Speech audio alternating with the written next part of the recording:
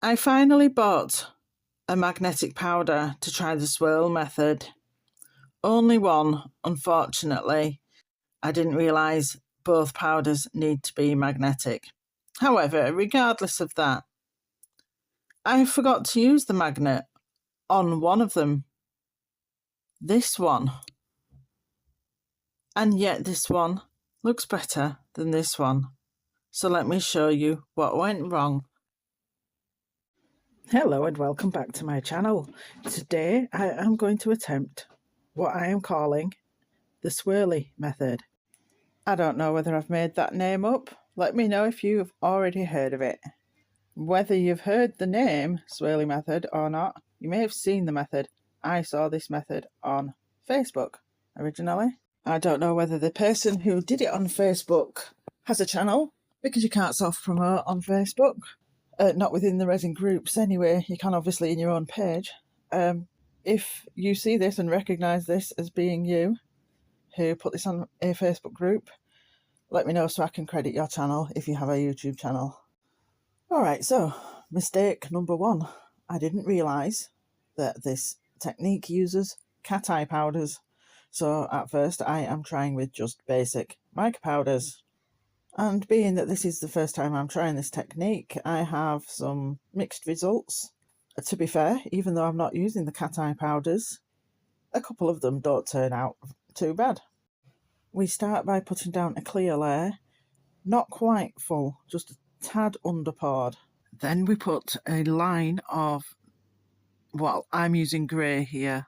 The lady in the video used a dark colour and a light colour, so I'm using grey and a seashell white.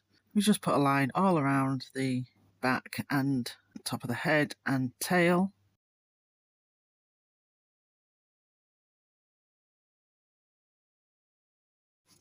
And then we do a line with the white underneath the black line.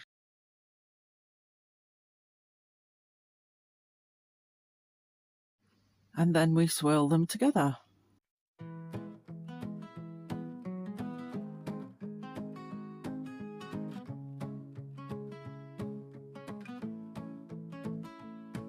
In a quiet room, late night glow, mixing dreams with resin slow. Some ideas I already know, some scare me half to death, but I still go.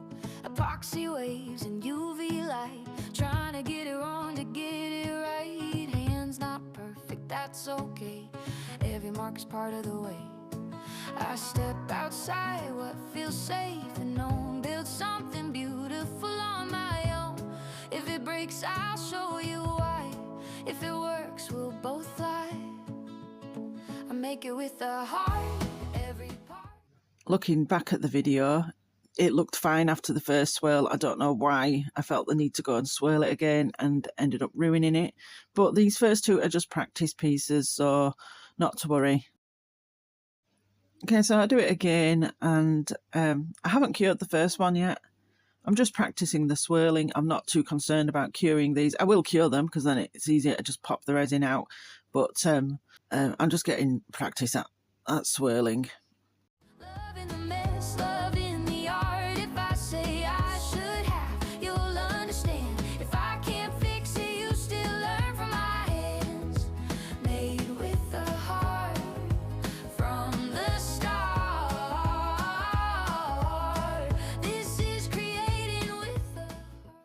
So now I've cured the first two, and I have put some clear down in the third one, and I have mixed some goldenrod with some resin because I've got a ginger cat, so of course I've got to make some of them ginger.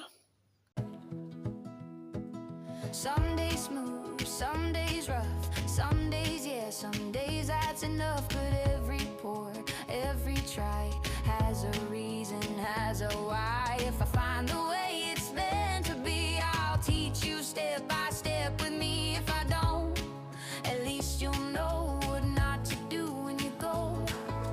Comfort zones are made to bed, mistakes can still be teachers' friend. No gatekeeping, no disguise, just honest craft before your eyes. I make it with a heart, every part, love in the mess, love in the art. If I say I should have, you'll understand. And I decide that I want some more colour coming down the top of his head, not just stopping at his ears. If I can't fix it, you still learn from my hands. Made with the heart from the start. This is creating with the heart.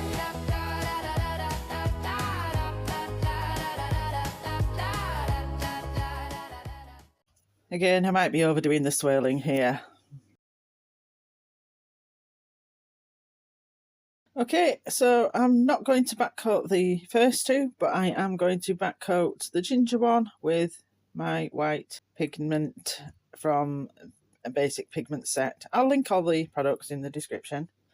Okay, I've cured and demolded those and I'll show you them later. I do quite a few of these, so I won't show you them all, but I just wanted to show you this one because this one is a different shape and the stripe is going to go down the middle. So I am showing you this one, but speeded up to 10%, 10 times, so a lot faster than the previous ones. Not perfect, never planned, still proud of what I made by hand. If it shines or if it cracks, every lesson leads us back.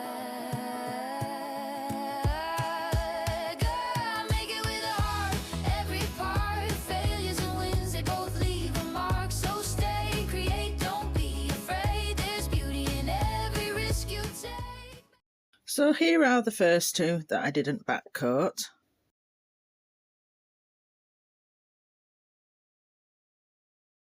Not much swirl there. The stripe down the middle one, not good. The first ginger one, I think there's a bit more of the colours mixing up, not mixing as in blending together, but the white coming over the ginger there, but still not a swirl. And here's two more, again not brilliant.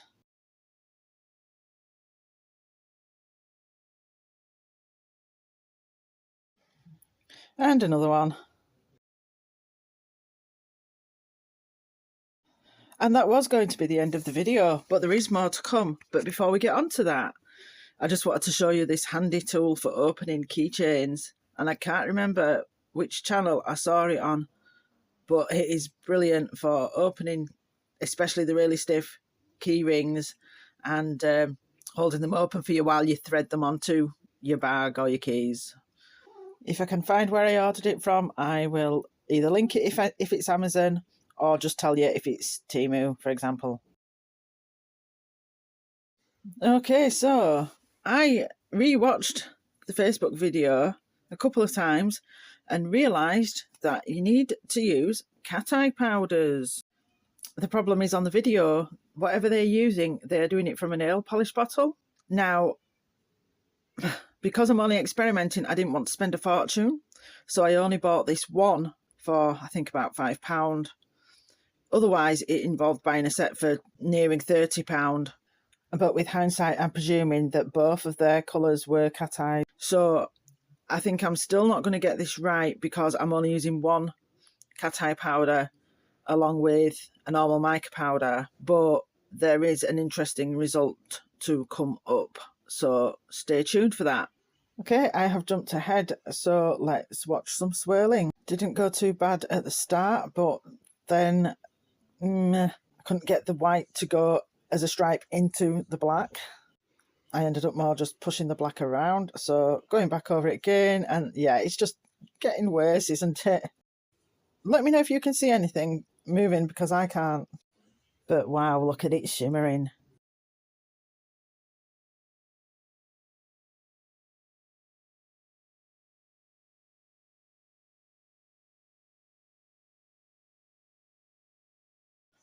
I haven't seen anything moving, so hovering it a bit longer in that area, wondering whether I'm just moving the magnet too fast.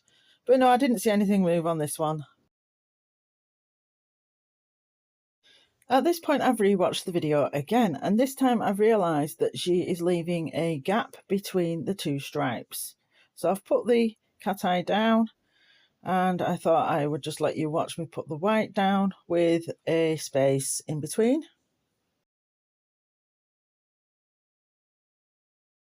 And now swirl again.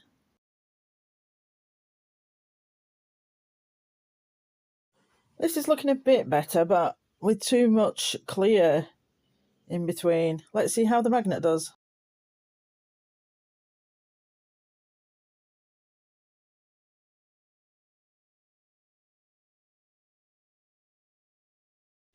Let me know if you're seeing any movement on this one, because I'm not on edit and I don't think I did as I was doing it either. But oh, that shimmer is lovely, isn't it?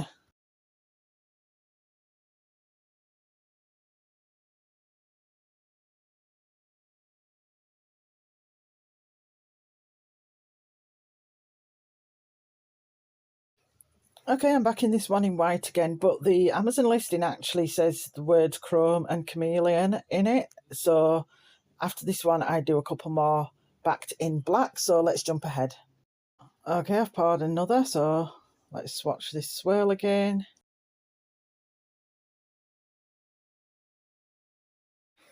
And at this point, I'm realising that I am struggling to make the stripes because the gap between the two colours is too big now. So there's definitely a technique to the swirling as well. It's not just the use of the cat eye.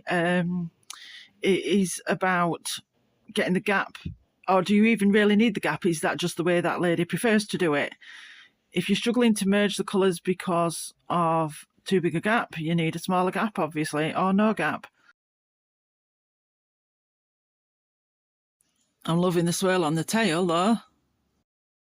Right, I freeze framed it to give you time to pay attention to the next section. I am not cutting anything out here. What do I do wrong? I've gone from swirling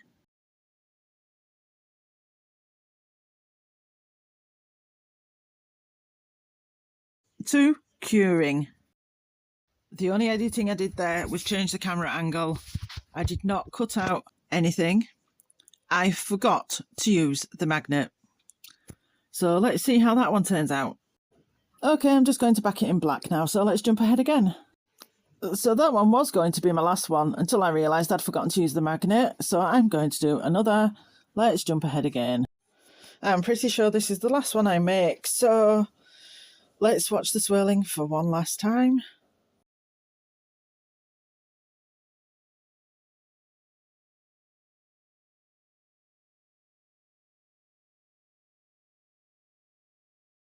And again, I'm struggling to get a good swirl pattern.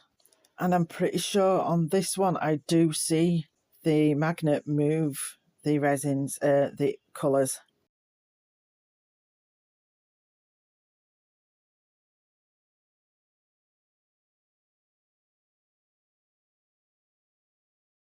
Yeah, I can see it moving, but because it's not a good swirl pattern, it's not necessarily moving it in a good way. It seems to be drawing out the black patches, but never mind. If anybody has done this technique or has any advice about using cat eye powders at all, please let me know. I would really love to develop in this technique.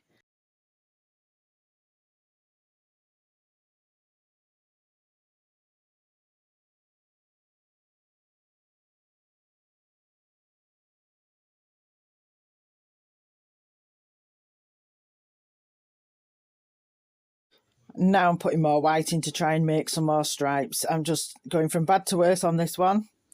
Right, okay, I waited until the next morning to allow for some better lighting. So that was just a tester. This one I did next, so let's demold this one. That is pretty cute. I don't know whether that magnetic powder has made any difference. I'll get my other ones back out to compare in a bit. This was the next one that I forgot to swirl. Sorry, I forgot to put the magnet on it. Oh, I really like that. I actually really like that. Look at that shimmer. And this one I swirled, but it hasn't cured properly. So I don't know whether it will leak, but let's just see how. Obviously the comparison here is between white background and black background, because the Amazon description described it as being a chrome, I think. I ain't got my other phone on me at the moment. He described it as being a chrome, which you would do on a black background. So comparing that to that, I really like that, even though I didn't put the magnet on it compared to that one. So now it's a comparison between black backgrounds where I didn't put the magnet on and where I did. So even though it hasn't cured on the back, let's at least see whether the putting the magnet on made any difference.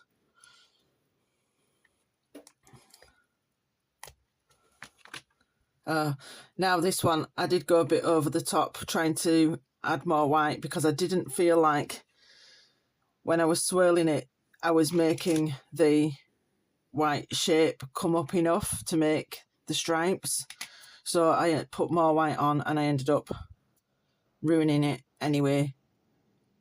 So I'll get my other ones back out for us to compare to, and I'll do a timeline. I'll put them in order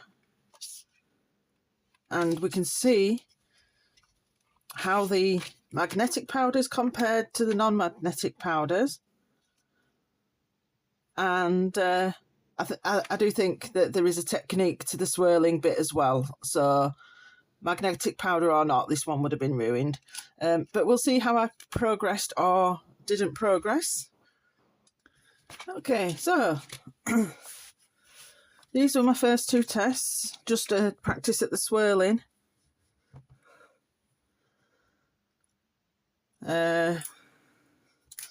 This one was my first one putting a backing on. So these were without magnetic powder. These were also not magnetic powder. These were done at the same time as these, but I liked these better than that one. So these ones I went ahead and put a keychain on.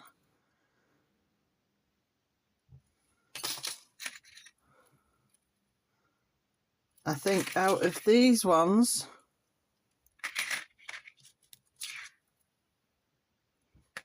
this one is my favourite. And then I've got these with magnetic powder. And out of these, I am fairly torn between them two. But I think because of the way the colour shimmers against the black there, that just edges it. But I like that one best for the slightly more successful stripes. Let me know if you can advise me if you've ever used these magnetic powders, and let me know which one you liked best. I've had them laid out like this for a minute or two now. So 1, 2, 3, 4, 5, 6, 7, 8, 9. Well, actually, let's leave the clears out. So 1, 2, 3, 4, 5, 6, 7, 8. Which one do you like the best? Thank you for watching. Have a good week, and I hope to see you again next week. Bye-bye. I step outside, would feel safe and known. Build something beautiful on my own. If it breaks, I'll show you.